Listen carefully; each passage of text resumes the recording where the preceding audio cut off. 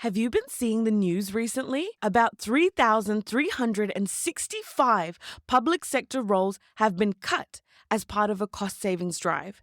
If you have been impacted by this, then today's Ask Law Lenz episode is for you. Join me as we tackle voluntary redundancies and answer a listener's questions around what benefits and rights do I have in a voluntary redundancy.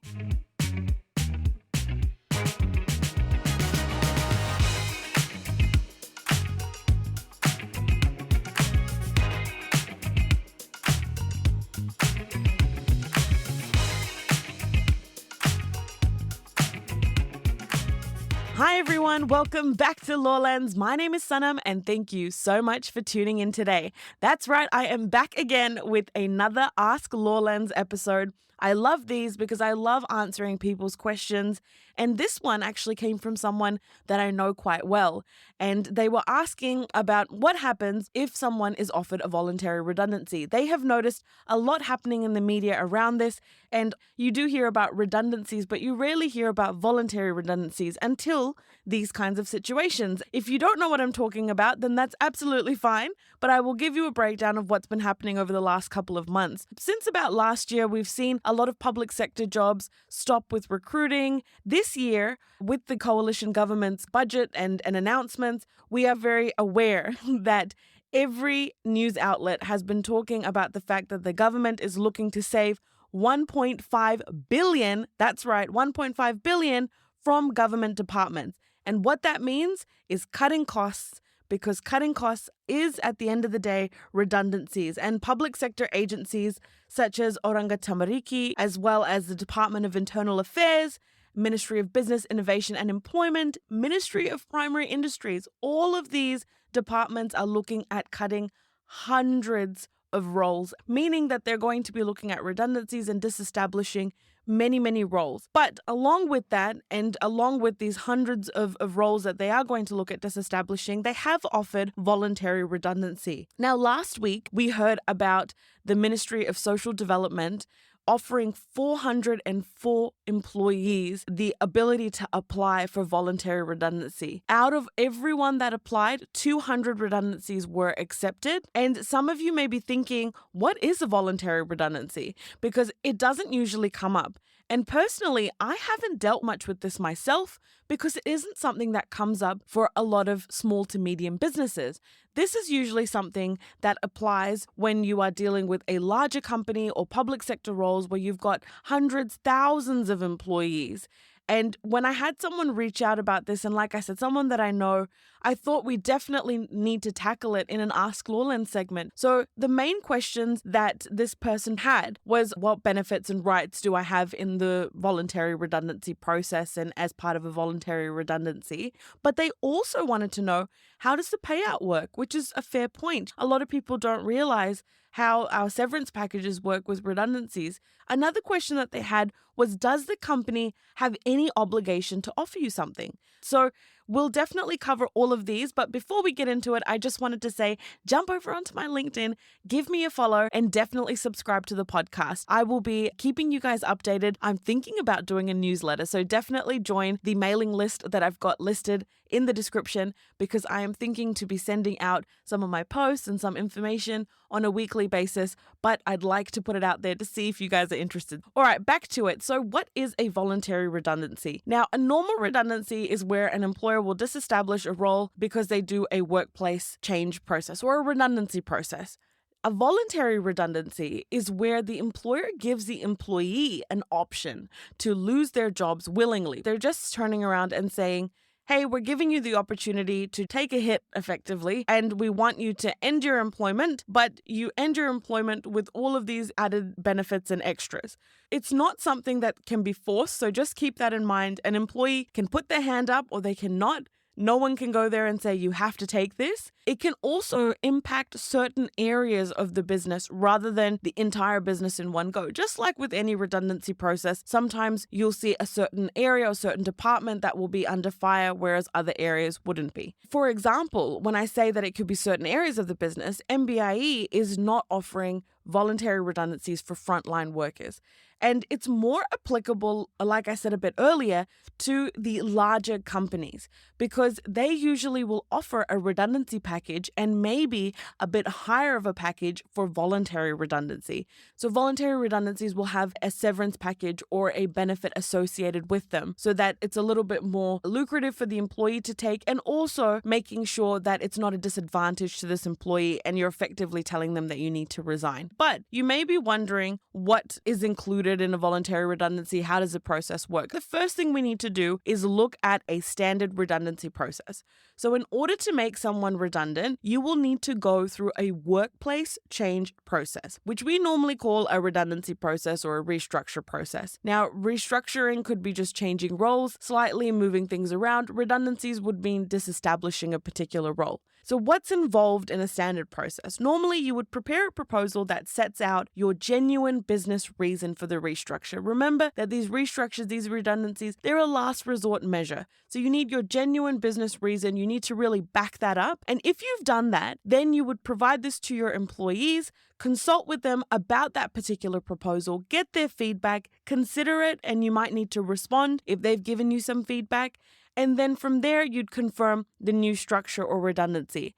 The way I've said it sounds very simple, I'm sure, but it is a lot more complicated than that in terms of the length of time that a process can take. So where does the voluntary redundancy fit into this model or process? With a voluntary redundancy, the process is generally the same, but where it differs slightly and where a lot of these larger organizations or public sector organizations are making the change is that the employer will explain to potentially impacted employees that redundancy is most likely going to happen for these particular roles. Not necessarily saying that you will 100% be made redundant, but it is a potential that these roles will be made redundant. And because of that, we want to give you a choice to avoid the process and instead take voluntary redundancy. For example, the way that this has been applied, the Ministry of Environment has said to staff, look, from today, you will have an opportunity to submit an expression of interest for voluntary redundancy. And we would like to receive all of these before we do a formal change process and before consultation processes start later on this year. So if you can see, they have introduced this very early on.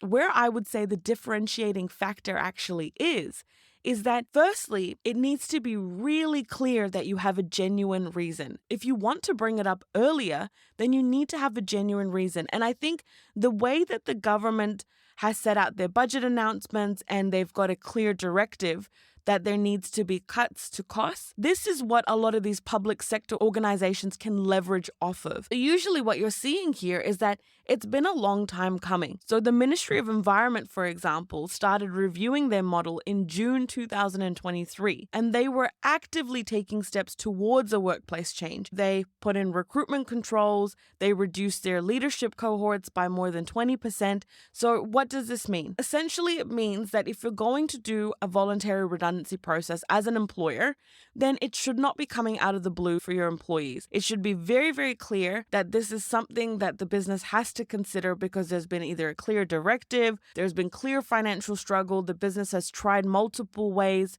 to make the business more viable, but there is no other option there. And this should be a last resort measure. Now, you still need to have a genuine business reason, so keep that in mind.